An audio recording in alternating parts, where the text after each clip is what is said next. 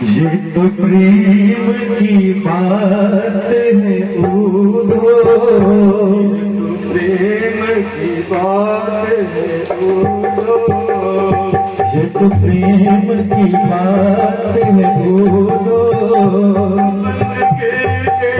बस के नहीं है। ये तो प्रेम की बात है उदो, बंदगी तेरे बस की नहीं है। ये तो प्रेम की बात है उदो, बंदगी तेरे बस के नहीं है। ये तो प्रेम की बात है उदो, बंदगी तेरे बस की नहीं है। यहाँ कर के हो दे सारे आज के चलते ये तो प्रेम की बात है उदो, बंदगी तेरे बस की नहीं है। ये तो प्रेम की बात है उदो।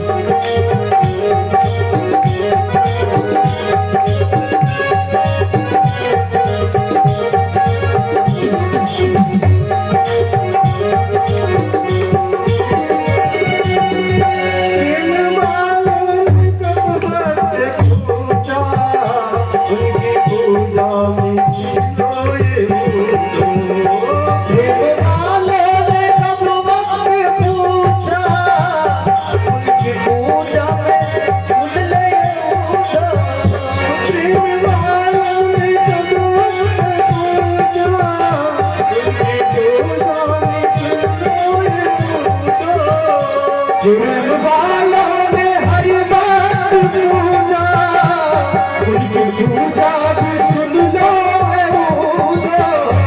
उनकी पूजा भी सुन ले ये उदो।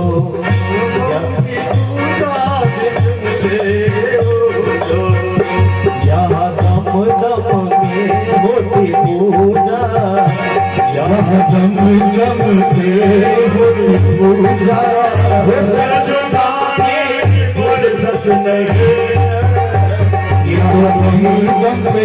होती है पूजा, सर झुकाने की फुर्सत नहीं है।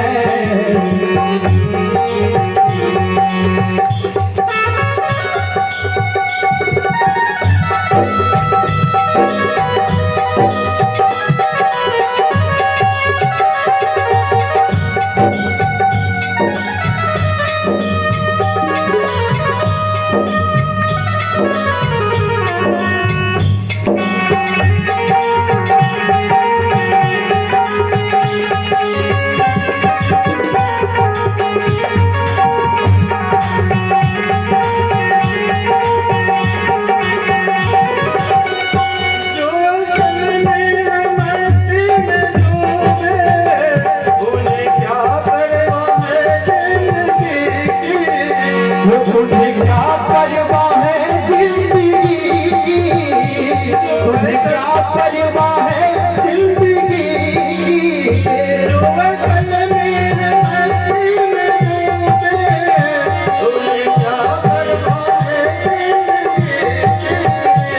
उन्हें क्या परवाह है जिंदगी की, उन्हें क्या परवाह है जिंदगी। जो करते हैं कहते हैं मानते, वो हकीकत में मानते हैं। उन प्रेम की बात है उदो, बंदगी तेरे बस की नहीं है।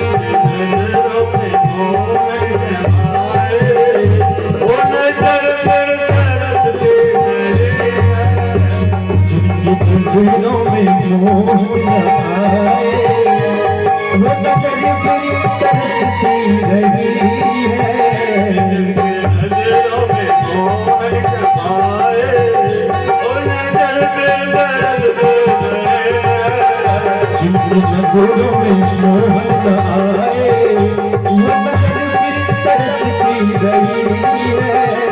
वो प्रेम की बात है झूठो, बंदी तेरे बस की नहीं है। ये तो प्रेम की बात है झूठो। इस प्रकार से गोपियों के द्वारा उस अलौकिक प्रेम का परिचय उद्धव के समक्ष दिया गया कि तुम क्या समझते हो, प्रेम क्या है। जो आकुलता हम लोगों के हृदय में उस श्याम सुंदर को, उस सांवले सलोने कन्हैया को देखने की धड़क रही, उसका भान तुम्हें कहाँ से होगा। उसे हो सकता है जो उस कृष्ण के प्रति, उस मनमोहन के प्रति, उस कन्हैया के प्रति अपना प्रेम अर्पित कर देगा, वही इसी समझ सकता है। अब स्थिति क्या हुई कि यह जो भाव प्रदर्शन गोपियों के द्वारा किया गया, इसका प्रभाव उद्धव जी पर क्या हुआ कि बेसुध हो गए। गोपियों की विरह गीत को उद्धव जी सुने और सुनते सुनते बेसुध हो गए, बेहोश हो गए, उनकी सुध-बुध समाप्त हो गई। और बेसुध होते समय गायन के दौरान, गायन श्रवण के दौरान उन गोपियों की जो वाणी पहुंची उद्धव जी तक, उद्धव जी मन ही मन प्रार्थना करने लगे कि हे प्रभु, अगली बार जो जन्म देना तो कम से कम इसी वृंदावन में जन्म देना। इस भाव को रखकर उद्धव जी बेसुध हो जाते। जब होश आता है तो कितने दिनों बाद होश आता है उद्धव जी को? 6 महीने बाद, 6 महीना तक बेसुध, 6 महीने बाद होश आता है। उद्धव मथुरा वापस आते हैं और उद्धव जी को आते देखिए भगवान उद्धव को गले से लगाते हैं और इधर गले से लगाते हैं। बेसुध होते वक्त इच्छा क्या व्यक्त की थी कि प्रभु अगली बार वृंदावन में जन्म दे। इधर गले लगाए, वहाँ जो भावना थी गले लगाते ही संपूर्ण दिव्य वृंदावन का दर्शन उद्धव जी को करवाया।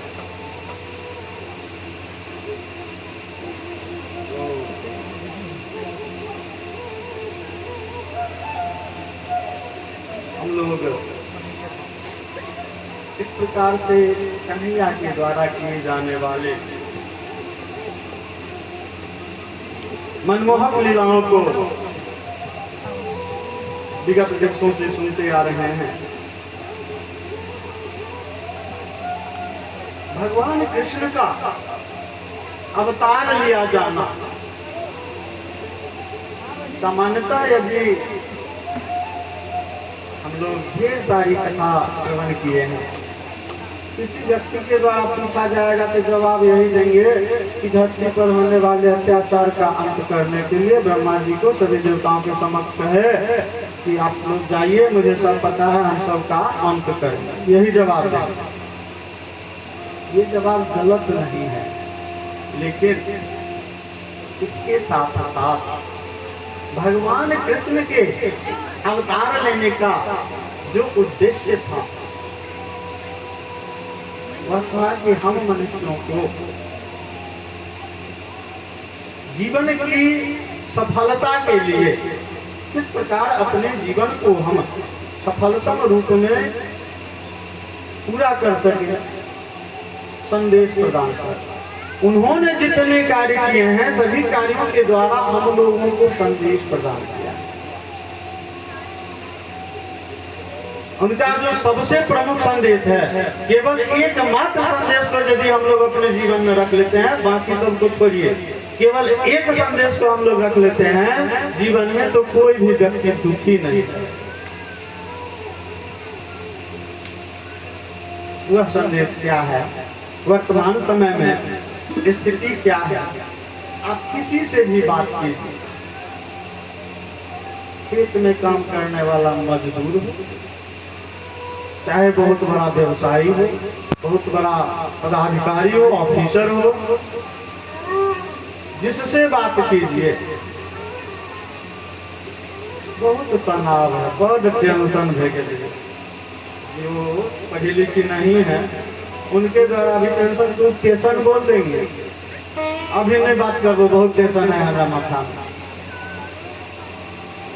कोई ऐसा व्यक्ति नहीं आपको मिलेगा जो कहेगा कि मैं तनाव मुक्त हूँ। सबके मुख से यही सुना जाता है कि बहुत तनाव है, बहुत चिंता है, बहुत टेंशन है, बहुत परेशान है। तो यह जो समस्या सबके साथ है, उसी समस्या को दूर करने के लिए भगवान ने अपना एक संदेश दिया। उस संदेश को यदि हम लोग स्वीकार लेंगे तो भगवान की भांति ही हम लोग अपने सभी कार्यों को पूरा कर लेंगे। सबसे पूछते हैं, सब जवाब देता है टेंशन में। उसी टेंशन के चलते कोई प्रयास नहीं करते हैं, एक बहाना हो गया। टेंशन जो है एक बहाना हो गया है, किसी को नहीं है। अकर्मण्यता का प्रतीक है, नहीं कुछ करना।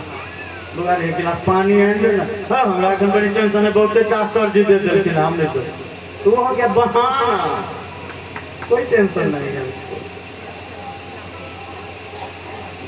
शाम में थके हारे आए, गरम गरम पराठा बना, दिन भर फरू सब के तते केने चीज ओकरा दे दे हालत खराब है, गरम खाए छै, बहाना हुआ, कोई टेंशन नहीं। अब कैसे शिक्षा दें? भगवान स्वयं तनाव मुक्त रहने की शिक्षा हम लोगों को दी है। अब भगवान के जीवन को हम लोग देखेंगे। भगवान के प्राकट्य से आरंभ कीजिए, कथा का श्रवण हुआ है, आज हम लोग अवसान की तरफ है। भगवान का जन्म कारागार में हुआ। कोई ऐसा बालक है जिसका जन्म हुआ और जन्म के साथ ही माता पिता का साथ छूट जाए? जन्म देने वाली माँ जन्म दे दी, जो पिता होगा, बाप होगा, वही पिता उस माँ से बच्चे को ले लेता है, जन्म के साथ ही अपने सर पे रखता है, टोकरी लेकर के निर्दयी होकर के जाके दूसरे जगतों को। इससे बड़ा कष्ट तो नहीं हो सकता। ठीक है, वहां तक पहुंच गए। वहां दूसरी माता के रूप में यशोदा जी का प्यार मिला, पिता के रूप में नंद बाबा का प्यार मिला। 14 वर्षों तक नंद बाबा के हाथों से उनकी गोद में बैठकर माता मिश्री तरह तरह के व्यंजन खाए। उनका स्नेह बड़ा हाथ सर पर हमेशा पड़ता रहा। 14 वर्षों बाद नंद बाबा यशोदा मैया का साथ छूट गया, मथुरा आ गए वृंदावन। जिस वृंदावन में वहां की सुंदरतम उपवनों को, दृश्यों को देखा, गोप गोपियों के साथ हंसते खेलते समय व्यतीत किया, जीवन व्यतीत किया। उन गोपियों का साथ छूट गया, वृंदावन से मथुरा गए, गोपियों का साथ छूट गया। तुरंत कितना स्नेह एक दूसरे के बीच था, उसका वर्णन अभी तुरंत हम लोग सुने, गायन में भी देखे। लेकिन गोपियां भी छूट गए। अब गोपियों की बात तो हटाइए, देवकी का साथ छूटा, यशोदा का साथ छूटा, वृंदावन का साथ छूटा, गोपियों का साथ छूटा, यहाँ तक कि जो सबसे हर क्षण हर पल साथ रहने वाली सबसे प्रिय विश्वानु कुमारी राधा रानी, राधा का भी साथ छूट गया। सबका साथ एक एक करके सभी छूटते चले। मथुरा में है, तुरंत आज की कथा में होगी। यहाँ से पुनः देवकी वसुदेव जी का साथ छूट जाएगा, रुक्मिणी का साथ छूटेगा, सत्यभामा का साथ छूटेगा, 16,008 प्रधानियों का साथ छूटेगा, लेकिन भगवान कृष्ण को कभी इस चेहरा में देखे? भगवान कृष्ण को हमेशा हंसते मुस्कुराते चेहरा में हम लोग देखते हैं। भगवान कृष्ण को कहाँ तनाव है? उससे ज्यादा तनाव किसी व्यक्ति को हो सकता है? बताइए आप। यदि हम ये उदाहरण दिए हैं, इससे अधिक तनाव की बात और कुछ हो सकती है? जिस बच्चे का जन्म हुआ तुरंत माँ बाप का साथ छूट गया, वह कृष्ण कहाँ तनाव में आया? पुनः जैसे नंद यशोदा को माँ बाप के रूप में स्वीकार किया, 14 वर्षों के बाद उसका भी साथ छूट गया, गोपियां छूट गई, राधा छूट गई, वृंदावन छूट गया, रुक्मिणी छूटी, लेकिन उस कृष्ण के मुख से कभी मुस्कान नहीं छूटा। उस कृष्ण से बस केवल एकमात्र उसके इस संदेश को यदि हम लोग ग्रहण कर लेते हैं तो हम लोग भी उन्हीं की भांति सदैव हंसते मुस्कुराते रहेंगे और अपने जीवन को सफलतम रूप में व्यतीत करेंगे। इतने बड़े संदेश लेकर के भगवान हम मनुष्यों को सदैव भक्ति का भाव, भक्ति में लीन रहने की, भगवान के प्रति समर्पित रहने की संदेश दिए हैं। और कलयुग में लोगों की उदासी का जो सबसे बड़ा कारण है तनाव, इस तनाव से दूर रहने का, और इसी तनाव के कारण हम अपनी अवनति को ग्रहण कर लेते हैं, नीचे चले जाने लगते हैं, उन्नति के बदला अवनति की ओर चले जाते हैं। तो अवनति नहीं हो, उन्नति हो, इसके लिए भगवान का भजन आवश्यक है, कृष्ण का भजन आवश्यक है। और उस भजन को यदि हम दीनहीन समझकर, अपने आप को दीनहीन समझकर करते हैं, तो जिस प्रकार भगवान ने अभी तुरंत उद्धव जी को गले लगाते हुए वृंदावन का दिव्य दर्शन करा दिया, सभी को अपने दिव्य स्वरूप का दर्शन कराएंगे। किस रूप में भजन करना चाहिए, भगवान के समक्ष किस प्रकार विनती करनी चाहिए, इससे संदर्भित एक भजन हम लोग श्रवण करेंगे और प्रयास करेंगे कि इसी तरह हम लोग भी भगवान के प्रति अपने आप को समर्पित करें।